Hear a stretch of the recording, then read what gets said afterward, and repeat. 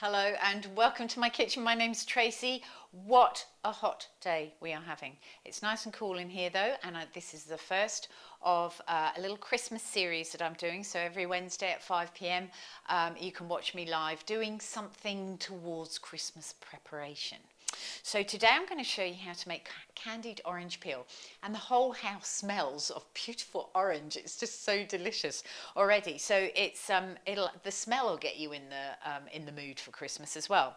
So what you need to do to make this beautiful candied orange peel, which can be used for myriad different recipes and flavourings for Christmas and at other times of the year. You don't have to just keep orange for Christmas, do you? But it's quite a lovely sort of Christmassy flavour. So I've got an orange here, and I'm just going to score through the skin.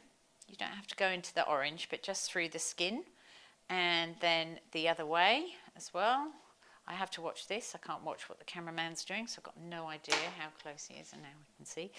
And then just get your thumb in underneath here, and just, it's a bit like taking the skin off the ham, isn't it? You can just very easily peel the 4 pieces of orange peel and the pith as well. So it's the zest and the pith, and I'm just sort of going like that along the orange and pulling those off. So obviously you can't really eat those as they are because it's full of oh, that looks so delicious. I want to eat that orange. It's full of you know, really oh, what's the word I'm looking for? Bitter pith. So you can't eat them like that. So what you need to do is pop your orange peel just like this into a saucepan of boiling water, nothing else in it, just boiling water. So let's fast forward to the time where I've done the boiling water, and I've done it twice. So you boil the orange peel for about 15 minutes, you drain the water, and then you reboil the orange skin in a fresh saucepan of water, and then tip it away again. So we're on to the second one. So I'll go over to the sink. No, what is wrong with me? I'll go over to the stove. Honestly, very hot. So I'm hoping that he can't see at all, can he? Are you going to move your little jiggly stick, Anthony? So that so I'll just go like that. Can you see now?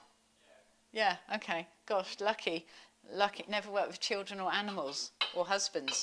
So I'm going to take this over to the sink and just tip out that water, because that's got all the bitterness in it. So this orange has been, I'm going to also just cool it down a bit, because this orange has been in the water for 15 minutes. So I'm just going to cool it down a little bit, because you don't want to cut up, I want to cut up this orange peel, but I don't want it to burn me. So we'll just do that, like that. So now, at this stage, you can see the difference between that orange peel and that orange peel.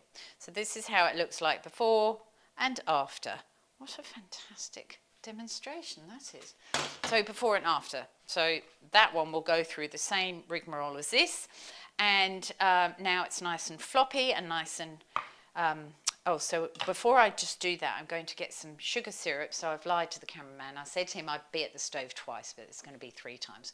So I'm just going to get some sugar syrup organised over on the stove. And basically that's equal quantities of water and caster sugar. And then this is going to be, so I've got 500 mils of water, and I've got 500 grams of caster sugar. So this needs to just dissolve into the water, and then I will pop my orange peel into the sugar syrup. So all I'm going to do with this is just cut it nice and thinly like this. This orange, very easy to do. If you've been to the Knife Skills class over the years, this will be a walk in the park. So just into long strips like this, using the rocking motion of your knife to cut through that nice soft skin. This I've been using this for quite a number of years now, as in like each year I love making this orange because you can just do so many different things with it. So this year I've actually added it to my Christmas, my trifle that I'm doing in my Christmas classes at home, and I'll take this over to the stove again, Mr. Cameraman. And I'm just adding the orange peel once it's done to my trifle, and I'm doing a cherry, here I am, I'm doing a cherry chocolate panettone trifle for Christmas. It's going down a treat, and I thought to myself, I'll just pop a little bit of this orange in, because cherry and orange is nice, chocolate and orange is nice, and everyone's like, oh my gosh, that's the bit that I love. We need to see how to make the orange, hence I'm doing this video. So this is just about dissolved in here, and this part of the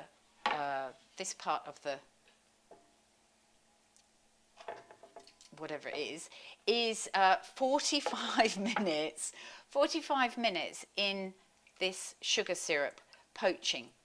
So I'll pop the lid on, because if you think about 45 minutes on the stove like this, bubbling away and poaching, quite a lot of that liquid will reduce down to sort of nothing. So you don't want that to burn, because we don't want to caramelize those orange, the orange pieces. I really literally just want to have those pieces just cook in that sugar syrup, and the sugar syrup goes right the way through those oranges and is absolutely delicious. There's a little bit that got away there. Once that is done, what you'll end up with is these very gorgeous sort of shiny bits of orange peel that are still a little bit pliable, like this. You can eat it like this if you want to. It's really nice like this if you want to, but it is a little bit sticky, and it probably would you can't keep this in the cupboard. You'd have to keep it in the fridge, because it would get a little bit moldy, I think, if it was out all the time. So the next part, once this has been in the sugar syrup for 45 minutes, take that out and pop it onto a cooling rack like this. And I left this out overnight, not covered, we don't want to keep, we want it to dry out. I want it to dry out. So once that's dried out, you can see it's not 100% dried out, but I'm going to take the orange off here, some of it, and it's sticky, of course, because it's got sugar on it. Take the orange off here and just pop some into my bowl here, and this has just got caster sugar in it, and I'm literally just going to roll this orange around in the caster sugar and then pop it back on the tray like that, back on the cooling rack, and I'll leave that out tonight, and it might take 2 nights, seeing as it's so hot. It sort of doesn't really dry.